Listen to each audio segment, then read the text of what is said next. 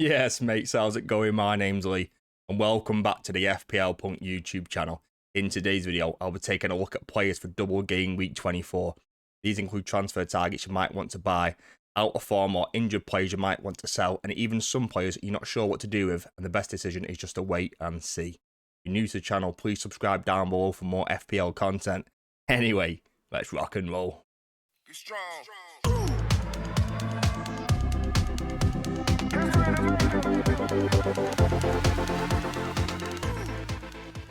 Right, mates, before we get into it, just a quick heads up, there's a lot of emphasis on the double game week players, and just to start us off, these are what I consider to be the best Everton players for double game week 24, where they've got Leicester at home and Liverpool at home. They beat Brighton today 1-0, and maybe there's a case to even play the assistant managership on someone like a David Moyes. It got 19 points as opposed to Slot's 10 or 11, I think, so you can see the upside of playing it on a lower manager for a team that's lower in the league. So that makes me think that I don't want to play it just yet, and I might want to play it on later on in the season and look at one of those managers that are underperforming, as opposed to playing on a Slot or an Arteta or a Pep. I just feel like the upside's a little bit higher playing it that way. But for me, the best Everton asset is Jordan Pickford. He's the most assured of minutes. He's got the highest predicted points over this double. He's still going to get saves. He's still going to keep the odd clean sheet as well. Everton are probably going to play in game week 29 as well, which I really like. Only 5 million, so I think if you've got the likes of, I own some like sells, like could I go sells to Pickford? I don't mind a move like that, to be honest with you. Like if you are looking to double up and you want a goalkeeper for 29 as well, Pickford might be the one to go for. I think I'd probably prefer him to Alisson, to be honest. I think Liverpool have got a lot of good outfield players out there. I think I'd rather go and get Pickford as opposed to Alisson. The next best option for me has to be Calvert-Lewin. I think his predicted minutes, I think he's going to get one start and probably one rest. And it wouldn't surprise me if the rest came against Leicester and he started versus Liverpool, just to be up for it a little bit. I think his predicted minutes kind of range from 120 to 140 over the two games. So like he might get one start, come off early, and kind of vice versa or something like that. Predicted points, I'm going to get 6.8. That's kind of like one goal over the two games. It's nothing kind of crazy. I don't think you need to force him in and kind of go for it straight away.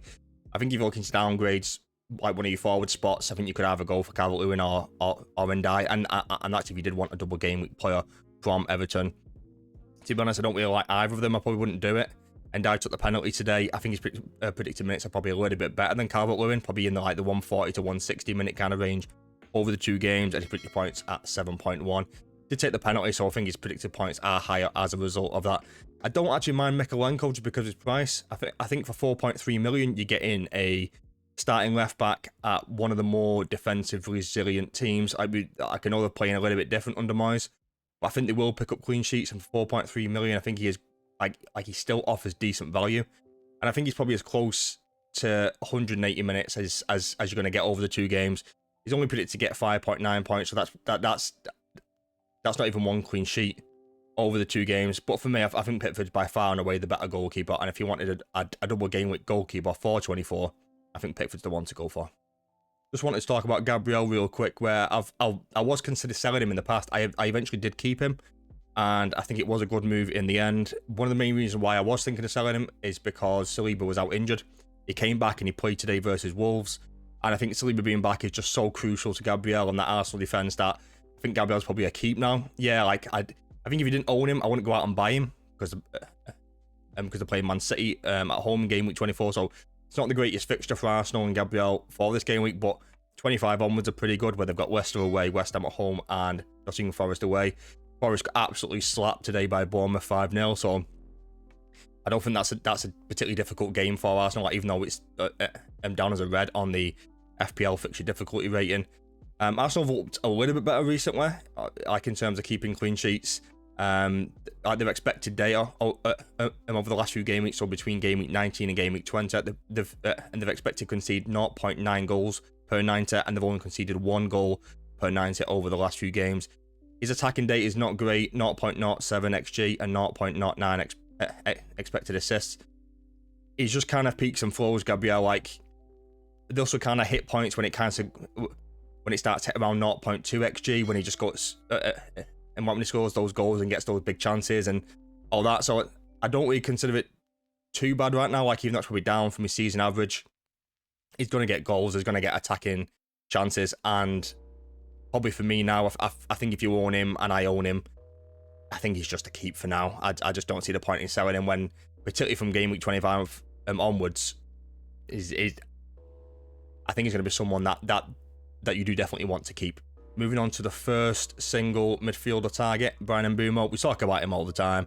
I love him. I think he's just an absolute beast. Anyone that did keep him has probably reaped the rewards of that. I think if you've got certain type of players, maybe like an Anthony Gordon, and you're thinking of moving them on, I can see going for someone like an Mbeumo. For me, the allure of the double game week players, particularly around the Liverpool midfielders, are probably too great right now. So that's probably why he's probably a wait. If you did want to go out and buy him for that Tottenham at home game, I don't hate it, mate. Like, Tottenham are just all over the place. Spurs are a mess. So I'd like anyone that wants to go and do it. Like I think he'll do well. I think he'll get a goal. That would not surprise me at all. His season stats this season is he's made 22 appearances, 13 goals, 3 assists, 140 points in total. Crazy high. Some of his key stats per 90 over the last few game weeks, so between game week 18 and 22. 2.8 shots, 2.6 key passes, XG of 0.38, and expected assists of 0.21. Not bad. That's kind of around his, like you see, season average. I think he's just going to keep doing what he's doing. He's on penalties. He's going to keep ticking away. I think if you could double him up with someone like a Wissa, who I've not included in this video, like Wissa for me is very high on the radar. But I probably wouldn't get Wissa for game week 24, maybe 25, 26 onwards. So in the last video, I only spoke about the defensive options for Liverpool for Ipswich, this double game week, and then game week 25. In today's video, like I wanted to look at all the different options. So the number one, like really obvious. I think if you don't own Salah, I think you need him for this double. He's just been so good this year, and he gets 2 bites at the cherry, at the apple, like whatever the fruit is. I don't really care. He's just a beast, mate. He's just an absolute monster. Like, even when he doesn't play well, like he still seems to get goals and assists, like all the time. I think his predicted minutes are solid. Like I'd be surprised if he plays any less than about 170. Like it wouldn't surprise me like if he played the full 90 minutes in both games. His predicted points around 14.9 over the 2 games, which is just crazy high. Like it wouldn't surprise me like if he got around 20, where he got maybe a goal and a goal and assist in the other one. Kind of took him around to 18 to 22 kind of range. I think he's an absolute monster. So, and his percentage is only at 70.8%. So like there's still room for growth in that as well. Like I just think you need him, mate. He's just an absolute beast. Second on the list, and it's close, I'd go Alexander-Arnold. I think there's that many good midfielder and forward options, and not so many good defensive options. That probably bumps Alexander-Arnold up a little bit higher. And I think he's better than the other Liverpool defensive options over the likes of Van Dijk, Konate, Alisson. That's the reason why I've put Trent second, even though he is 7.3 million. I think his upside could be ridiculous. That's kind of like the beauty of Trent. Like if Trent gets a goal and assist in either one of these games and cleans in the other one, he's just going to get absolutely massive points. So I think that's the reason why you need him. I've put his predicted points around his predicted minutes around 160 to 180. He might get a little rest here and there, depending on how he's looking and what the game situation is, if they're kind of like winning comfortably or whatever. He's predicted to get 9.5 points over these 2 games. Really nice, and I really like it. I have put Gakpo in third, and he scored 2 goals today.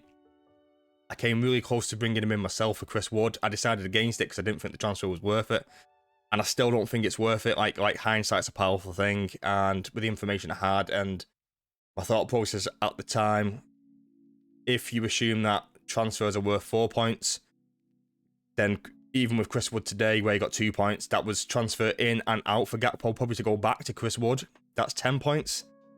He's only kind of got 6 points over that, and I'm still not sure if it is worth it. It's great in the short term, but if he gets a couple rests over these 2 games here now, and he only gets 1 or 2 points, and Chris Wood gets a couple goals, and kind of evens itself out. So like I don't think it's not a big problem right now. I think his predicted minutes kind of range from 120 to 160. It's rare that he plays 90 minutes. He does seem like he's favoured and he's going to start. So I think he'll play probably 60 to 70 minutes in both games. And he's predicted to get 9.2 points over the 2 games. I put Luis Diaz in 4th. I think there's a few options you could put in this. However, I am going to talk about one last Liverpool player after this that I think is just not sure what to do with him. So I'm going to kind of talk about him and you can kind of leave your thoughts down below. But we'll touch on that in a moment. In terms of Luis Diaz, he's kind of playing this kind of false 9 role where he starts as the main striker, drops in deep, drops around. I thought he'd be a little bit more involved than what he actually is. I think he's put his minutes, again, are probably similar to Gakpo. Probably a little bit less, 110 to 150. I think Nunez is coming on a little bit more.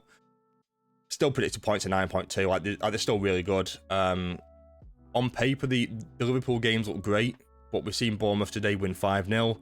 Everton beat Brighton today 1-0. So could Liverpool drop points? Could Liverpool draw both these games, get beaten one of the games, draw the other one? I think everyone's expecting Liverpool to blow teams away, particularly over this double, where they're going to beat teams 3-4, 5-6-0 in both of them. I just don't see it at all. I think Bournemouth are going to be a really tough opposition for them.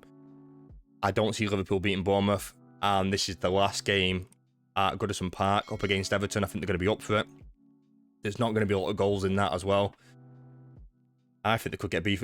I think they could get beat in both of these games, and that's the reason why I don't even want to think about bringing another defensive option in, even though I probably thought that was the better option last week. Things change in football. It is what it is. I don't think Alisson is a better option than Pickford or one of the midfield and forward options from Liverpool. I do want to touch on one more Liverpool option, like I said, so let's have a look at that one and tell me what you think.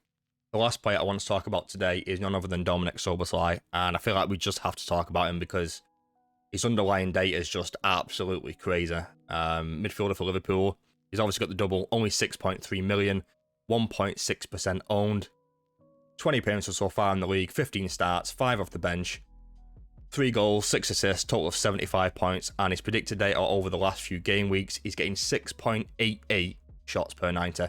Now, he isn't playing 90 minutes, so it's a bit of kind of guesswork around this. He's kind of playing between 70-ish kind of minutes, like he plays a little bit more, a little bit less sometimes. But when he starts and when he plays, he's just an absolute beast. Still making 2.65 key passes. He's got an XG of 0.77. Like we spoke before about Luis Diaz being the striker and dropping in. Szoboszlai's the opposite. So Szoboszlai's playing the number 10 and pushing up into the number 9 position and kind of alternating with Luis Diaz. So you're seeing Szoboszlai not so much getting on the end of things, but just getting more touches in the box, getting more shots away, being more involved in and around the box, which I just absolutely love. I feel like his upside could be ridiculously high over this double. I prefer him to the likes of Gakpo and Luis Diaz and probably even Trent as well, but minutes are just a massive put off from it. If I knew he was going to play between 70 and 75 minutes every single week, then I'd bring him in. But you can see from his predicted data, his predicted points at the bottom of the fixtures there, the Gameweek 24 game where he's playing Bournemouth and Everton away, double game week, only predicted to get 6.6 points, and that's because of his expected minutes over those 2 games. And a lot of the models kind of predict he's going to get something between 50 and 60 minutes, and it's probably just not enough. But can he do the damage in those 60 minutes or so? Yeah, 100%, mate. The only issue with Szoboszlai is that it feels like a transfer out around game week 25, game week 26. But could you take a 1-week punt on Szoboszlai? Yeah, you probably could, you know. Don't know if I'm going to do it. But I do really like it, mate. Not sure what to do. Leave a comment down below. Give me your feeling on Szoboszlai. Right, mates, that's it for today's video. Hope you enjoyed. So today went through some players for game week 24. Mainly looking around Everton and Liverpool players. Yeah, but I did try and include some other players around there as well. Obviously, when there was a double, they're the kind of players that you do want. If you enjoyed today's video, don't forget to subscribe, leave a like, and drop a comment down below. Have a good day. Peace and love. Good luck with double game week 24.